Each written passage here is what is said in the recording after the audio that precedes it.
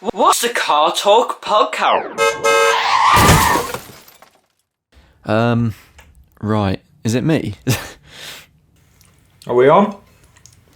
I don't know, but I'm recording. Welcome to the Car Talk. This is What's going on here, Matty? I'm eating a curry. Are you? Yes. What type of curry? Chicken tikka masala. Classic. Well, welcome back to the Car Talk podcast. This episode, well, obviously I'm joined by Matty, who's eating a curry. But this is I don't know what's going on today, Matty. It's kind of a bit of like a very, very unscripted podcast, which, well, our podcast isn't usually scripted anyway, but we don't actually know what we're doing, do we, today? Well, unfortunately, another one of our female guests cancelled, so we were left in the lurch once again, and here we are. And here we are doing, well, I don't know, that's a problem. How was your week been, Matty, for example? Let's just talk about that for a minute. Even better now while I'm firing into this curry. You know, life's great, being a good week. Yes. Well, I always found that out. When you have a curry, your actual mood becomes enlightened. I think it's just like the Indian culture. Till the next day when your arse is on fire. Yeah, until the next. That is very true. But I think we should talk about cars, Matty, seeing as we are recording for the Car Talk podcast. Yes. Now, one thing I did prepare is actual car news, because obviously we thought the guest was coming on, and now he isn't. So I still have the car news, which is the same as what it was written. Well, what I wrote from the other day. Do you want to hear about some of those items? Yeah. All right. So they've announced a new Mustang. Now, it's not set to be released until 2024. There isn't really any images of it, but some say it will come with the V8 again, which is great. Which is it an SUV? Also, no, which I'm a bit confused about, because obviously I thought the Mustang was going to stop, and then made into that Mach-E for, I don't know if that was like a one-off thing. Now I'm just a bit sort of confused, but I'm happy it's back, actually. I don't know, what about you?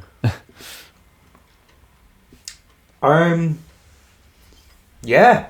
Anyway, have you heard of the singer will.i.am? Of course. Cool. Well, he's teamed up with AMG, or Yes, AMG have teamed up with him, one of the two, for a charitable one-off. I'm assuming it means it's a charitable one-off car, because there's a car embedded underneath.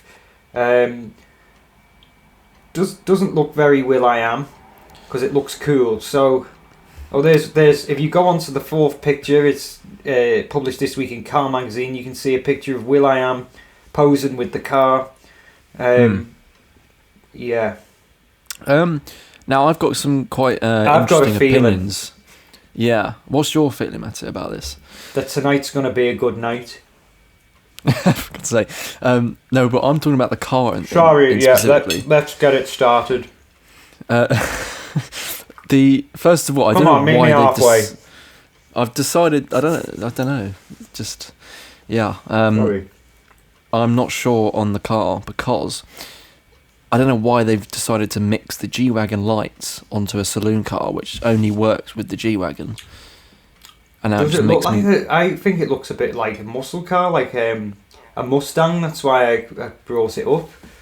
No, I don't like it. I think it's because you can really see that they're the G-Wagon lights. It just ruins the front end. God, I've spilled curry on my shoe. Sorry. Anyway, moving on from that monstrosity of a car, we have another BMW, Matty, which, as you know, BMW been doing quite poorly in their design front recently, as we've established on previous podcasts. I don't know if you agree with that or not, but they've released a new M4 competition. It's called the M4 Csl, and it's got the same sort of grille as the current gen M4, obviously. But with this one, you get more horsepower. You get 550 horsepower, and it's also 100 kilograms lighter than the standard M4. And only 1,000 will be built. Now, what do you think of this? I have seen it. I think I'm willing to let BMW off a little bit more because it is a performance car and it is meant to be a little bit more charismatic. Yeah. But yeah, I've also seen the new M3 as well, and that looks good. Yeah, it's not right, but it's okay. Yeah, I mean, not a Black we've Eyed had the Peas discussion. song, yeah, we have. We've had the discussion of the grille before, haven't we? I mean, it's quite a good talking point because obviously there's a lot of controversialness about the grille, and I originally didn't like it, but with the plate, like the standard plate you get on it, it kind of covers most of it, but it actually sort of improves the look. Weirdly, you would think a plate would destroy it, but it hasn't actually, which is good. Can we move on to football? Yes, if you want. Yes. As you know, this week it's been for this month. If you follow football at all, even if you don't, because I don't, but I know it's been a nail-biting, edge of the seat week/month for football, especially Liverpool doing particularly well, Man City. Everton, not so much. Anyway, I digress. But SsangYong this week, the Korean car manufacturer, has had to... that everyone's forgotten about, yeah. Yeah, they've had to clear the air this week, or set the record straight, because they're releasing a new SUV, and people were a little bit concerned that they were naming the car after ex-Liverpool striker, and he was a striker for Chelsea as well, but very, very famous back in the day Liverpool player, Fernando Torres. SsangYong has released, or will release, a new SUV called the SsangYong Torres. People were just a little bit concerned that they were naming it after this striker. I'd like to set the record straight on behalf of SsangYong and say it's actually to do with a national park in Patagonia. So there we are. Very interesting news there, Matty. Thank you for that. Thank you. I have a new Range Rover incoming. Now, you might have seen this, Matty. It's the new Range Rover Sport Facelift, which is actually quite different to the previous model, strangely. But it's got instead of having a 5-litre supercharger, it's now got a twin-turbo 4.4-litre V8, which I assume is from the RSQ8 and X6M or 5M. And yeah, I'm not really sure on the design either, because I don't know if you've seen the pictures, Matty. The back's sort of a bit different. Is it still in camouflage? No, you can see actual pictures of it now, which is good. Type in Range Rover Sport 2022. I'm typing with one finger like Roald Dahl because I've got the curry. Sport, yeah. 2022, and I like the front actually. I mean, the front is a more modern sort of version of the current Sport, which is already kind of modern. I do like that. The back, I don't know. I'm still kind of on the post about that. The back of it. No, back sound. It's all sound. I like it. I like what Range Rover are doing at the minute, and Land Rover. And I'm sure that's very luxury inside. Obviously, we have mentioned that before previously, I think on a couple of podcasts ago. Obviously, now the pictures have been released, so you can take a good look at it if you are watching the podcast rather than listening. So yeah, that's the new Range Rover. More confusion this week when it comes to the naming front of cars. Obviously, we've just mentioned SsangYong with Fernando Torres. Mercedes-Benz this week, and it hasn't actually been confirmed about the meaning behind this name, but Mercedes-Benz have released an all-new platform to make its debut in 2024. Any guesses what the name of the platform is? Is it going to be like a GLB or a GLM? Well, there's lots of different combinations of 3 letters that you can put, isn't there? And Yeah. obviously most of them are taken. This one has been taken. Mercedes has called their new electric platform MMA, which in my head means mixed martial arts and also sparks the meme. And I don't know how famous this meme is, but do you do MMA meme? So just waiting for Mercedes, like SsangYong, to confirm that it's not a mixed martial arts electric platform. Yes. Thank you. Brilliant. Now, we're going to talk about the new Honda Civic Type R, which has been confirmed. Now, it's interesting because it looks fantastic. If you have seen the pictures, Matty, it's got the camouflage on it, but the design and the sort of silhouette it has is actually quite nice. It's got mild hybrid tech, whatever that is, and it could have 350 horsepower, which on a hatchback's pretty good.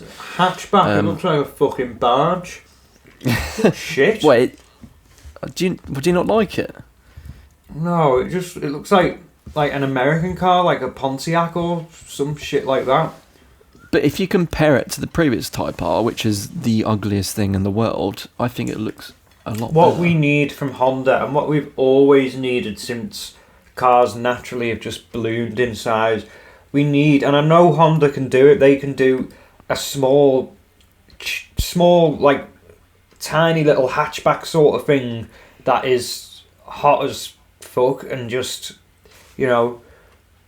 rival something for like the Fiesta ST, which again or is the GR Yaris, a bit of something like a GR Yaris. They need to make that. They do. Who buys the Honda Civic Type R? Like, it's like they should midlife crisis cars. It is, and it's people who have no hair and wear sunglasses. Like you in that Fiat 500 video. Pretty much. That's why I like it. And what I think, going on back to that point, Matty, about you saying they should make a car to rival Fiesta ST or the Type R, the GR Yaris. They could just get the Jazz and put some bigger tyres on it and a bigger engine. Then they have the Type R Jazz. How awesome would that be? All the grannies would be loving that with no rear fog lights. And I do have one more car, which actually was announced today as of recording this video, and it's a new Pagani, which is exciting because a lot of the time Pagani does not care about any of the regulations whatsoever, which is very much of my interest, obviously. Now, this is replacing the Huayra, which has been around for about 2 decades, and it's called the Pagani C10. It does have a V12 still, which is great news. I don't think it's got any like turbocharging. It's a 6-litre V12, which is pretty good, and it's, I think, due this year. But if you look at the pictures, it does look pretty. It's got that sort of, it's a classic shape, really, isn't it? Classic Pagani shape. I think it's sort of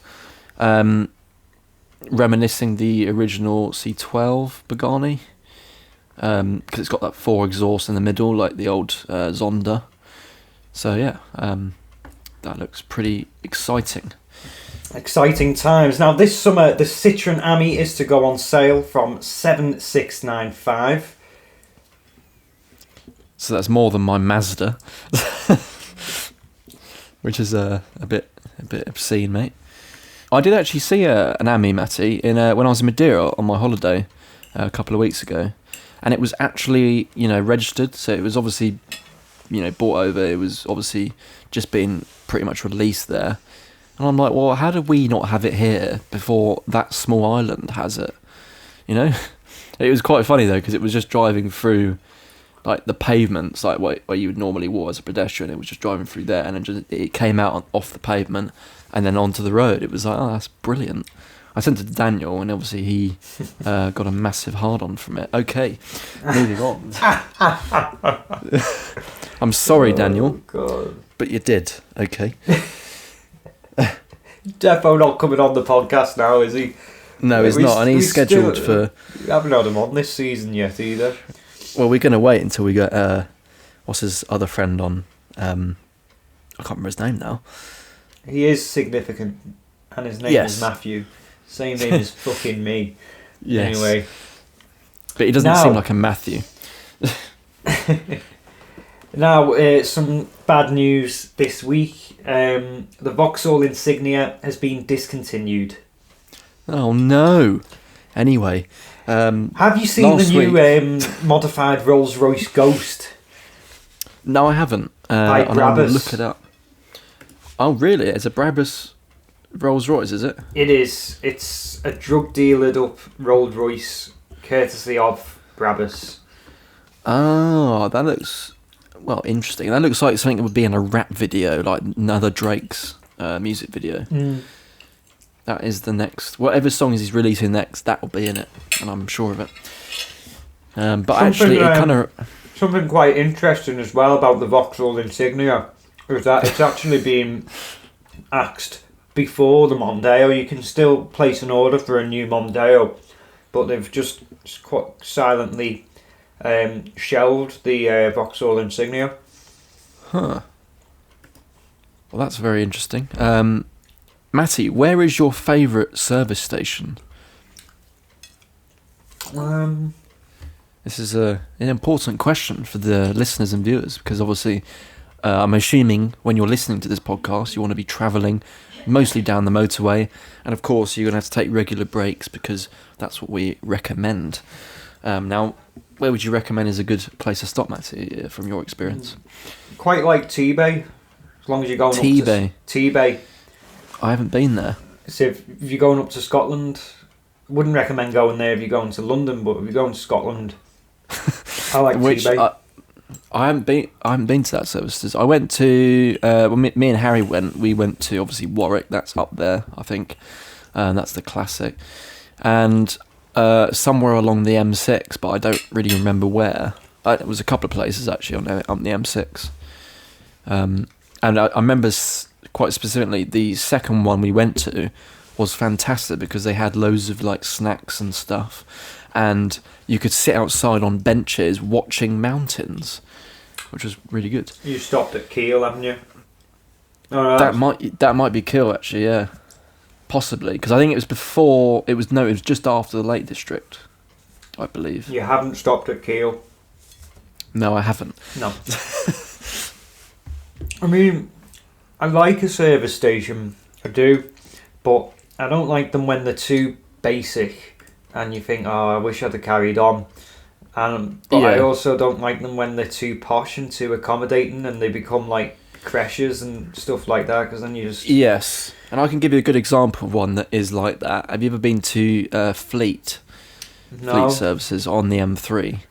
It's where the Top Gear meet up when they had the motorhomes. They actually met up there, but they've basically revamped it completely, like in I think the last couple of years, and it looks like an airport terminal in there. Like it's got all the glass and stuff, so it's like a proper big building with these like fucking pillars and shit. And it is really nice in there. To be fair, they've got like KFC and big fish and chips, pasties, that sort of thing. But it's like I kind of feel like I'm I want to spend a bit more time here, and even though it's a service station, I kind of just want to get on the road, back on the road. You actually kind of enjoy being there, which is a bit odd. So I don't know. The problem is... And it's got... Yeah. Sorry, I'm just eating this Freddo. Carry on. And it's got... what else has it got? It's got like those bridges that go across the motorway, which is always amusing to go over and just watch the cars and laugh at people who have... Land Rovers and things. But yeah, that's one I'd recommend if you are going down the M3, which only goes to Southampton, but then who wants to go there? For the crackheads. Harry Elsham lives there, doesn't he? He does. Yeah. That's what I mean. Matty, motorways. What's your favourite motorway? Favourite motorway? Yes. I don't know, because I'm in two minds about my choice here. I love the M58, but at the same time I hate it because I've never been down there. It leads to nowhere. It's not a major motorway, but that's why it's never busy. But if you're travelling to somewhere like Skelmersdale, which is a shithole just outside of Liverpool. I mean, anywhere in that area, really. Middle England is a shithole. So. You take the... I didn't hear that. You take the M58. Traffic-wise, it is a great motorway. You put your foot down and you can just go through it in 3 minutes flat. Put your foot down, open up the taps. Yeah, it's great. But and I know a lot of motorways are quite... Like, there's nothing there, but this is really one of them... A monotonous motorway. If it wasn't bad enough that you're on your way to Skelmersdale, the journey is horrible.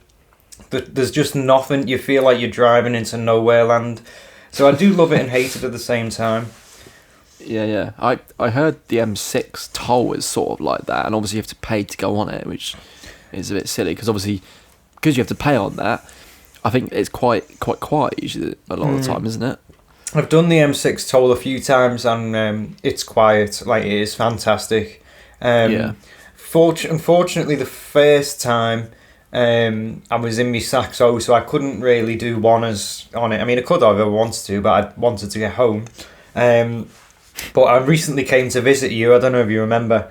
And I took my mum's car and then took the M6 toll back. Went through Spaghetti Junction and RAC on the way, and then took the M6 toll back.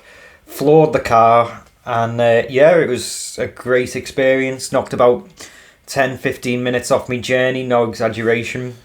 Really? Only thing you've got to look out for is they say there's sleeping policemen on there. I've always just took my chances and went for it. Never seen one. But yeah. Speaking of policemen, Matty, actually, I went down to see my grandparents this weekend, the weekend that's just gone. And... it was funny because I obviously went with my mum as well, so she drove in the Mercedes diesel estate CDI 2.2 diesel, and we were going down the A40, which is one of the major roads in that area, and I think it was a 50 zone that my mum was going down, and we saw this police van, and my mum was doing about 60, and I was like, oh no, this is not going to end well, and nothing happened. Like, we went past and we were like, oh okay, well, and we literally just got the letter today saying, you've been caught speeding doing 58 miles an hour. And I'm like, yes, get in. You always have a go at me for speeding, yet you're the one that gets caught for it. So that just shows who's actually speeding, doesn't it? Yeah, my mum's been caught speeding a lot more times than I have. Yeah, I think that's usually the case, isn't it? And my mum's done the speed awareness course as well, and I haven't. Yeah. I have, actually, to be fair. But we're at the point now with my mum where she's having to... get other people to say they were driving her car so she doesn't have to take the points. That's where we're at really now. Jammy. Yeah. Brilliant. How's the BMW doing, Matty? It's fine. It's... Well, I don't know where we were up to with it, but anyway, we've replaced the air mass flow sensor or meter or something. Very good news, because it's a part you can fit entirely yourself. And it cured all of the problems. So we now no longer have a clunky gearbox. The gear changes are smooth. It changes gear itself, which is always Fantastic. a good thing. Isn't that? I think that's what it's called, an automatic. I'm not really familiar with them. It changes gear automatically, but when does it? When it was faulty, it wasn't, and it wanted you to change gear, but you couldn't because you didn't have your clutch handy. So you just had to floor it and then let go of the pedal, and it would change gear. And I see. So no, it just does it naturally. So do you not have a clutch pedal in the car? Like, so you just got two pedals. You got a brake pedal, I'm assuming, and an accelerator. I have a widescreen brake pedal and an accelerator. Yeah. See, I've never really encountered this before. This is all new stuff. So I'm still driving the MX-5, obviously. I've just ordered some new bits for it, Matty. I've just ordered a nice new Unos badge for the front, because obviously I've actually never had a badge on the car, which I think the previous owner ripped it out because it's like two holes in the bumper, which is quite funny. I've also ordered a new front plate, but I've gone for a motorbike one, so it's like 6 inches long, which is actually really big. But the lettering's a bit smaller as well, and I've ordered a new mount, so I'm not going to have that stupid long one on it that makes it look a bit silly. I'm gonna have a lot smaller one for the front, which should look a lot better actually, and that's coming soon. And I'll probably hang my other plate up on the wall somewhere in the room. So yeah, that's what I've got for my Saxo. Have you? Yeah. Classic, mate. Classic. Any other things to talk about? Yes. What do you think of e-scooter drivers? I think they're all chavs. Well, it's been legalised, bruv, and you can now drive your privately owned e-scooter on the road. I find it a bit French there. It was meant to be sort of ghetto London, but yeah, privately owned. That accent, that was so shit. Mate, I'm sorry, man. Where's my peas, bro? Mate, welcome to the Car Talk podcast. Fam, the it's thing lit, where we know. talk about bare cars. Yeah, man, we talk about all the motors, man. You get me? I don't think your Roadman is as good as my Roadman. Is it? Shut up, bro. Okay. Yes, so if you are a chav and you're listening to the Car Talk podcast, your life is now better because e-scooters that you own, but you probably don't, stolen. No, stolen. They're legal. I found a solution to get rid of cyclists, Matty. Do you want to hear it? I thought of this the other day. Upset Daniel Acterhouse, friend of the podcast. Precisely. Yeah. So what I tend to do is when I'm driving over a cyclist, driving around the cyclist, is I basically do my window washers as I'm going past, which technically isn't illegal because, I might need to clear my window just so it happened to be going past them at the same time. And that usually gets them really aggravated, and actually, hopefully by the end of doing it a couple of times, they'll end up quitting cycling. And that is the solution, people. Go past cyclists and squirt your windscreen wipers. That's a car culture top tip for you. And just in case you weren't aware, Bayley's registration plate is Bravo 4 Yankee Papa Romeo. Precisely. And you can, if you wouldn't mind, folks, just checking when my MOT is meant to be done. I think it's next year. I don't think the taxes. Yeah, I think taxes. I did the tax recently, actually. Just the MOT would be helpful. Just let me know in the comments. That'd be nice. Matty, I've been playing quite an interesting game recently. Yes, and it's not car related. It's to do with planes because I'm actually as equally interested in planes as I am as cars. But obviously, I can't really involve myself in planes as much until now. I've got a new game. It's called Flight Simulator, which is a very imaginative name, and it is literally you just fly planes in real world. Like you see, they've modelled the globe and stuff. And it got me thinking as well, if they can model the whole entire globe using Google Maps and making it 3D, surely they can do something similar for a car game. They just sort of, analyse the Google Maps roads and stuff, make the higher fidelity, and then you could do a driving sim, learn how to drive on a game. I think that'd be genius. What do you reckon about that? Yeah, that actually does sound quite clever. Obviously, it's a lot more heavily processed because when you're flying in the game, you're not really near the ground. You're more in the sky, and obviously there's less to render. I don't know if you know about games and stuff, but if you're in a car on the ground, there's a lot more going on, like pedestrians and other vehicles and stuff. But I just find that quite interesting. It's quite a good idea, I think. I think that wraps up this, I wouldn't say episode, because it wasn't really a themed episode, really, was it? But I suppose this is where we usually plug our Instagrams and stuff, isn't it? I forgot how the thing works. Now, obviously, we've changed our name on YouTube, which is Car Culture. If you're not aware of that, then where have you been? And if you want to follow us on the social medias, it's still confusing. I still haven't learnt which one's which. So Instagram is carculture_YT. And then TikTok, you just get TikTok up, Matty. It's Car Culture Club YT. And then Twitter, I probably won't do that because no one uses it and I don't use it. So that's that. And obviously subscribe to us on Car Culture YouTube channel, which obviously this video would be going up on. As ever, your social media listings are very helpful and useful, aren't they? And very uniformed. Yes, they are, yeah. Do you want to plug yours, Matty? Is it me? Yes, okay. It is. It is. If you like what you see or hear from me on the podcast, you can follow my own YouTube channel or subscribe to it.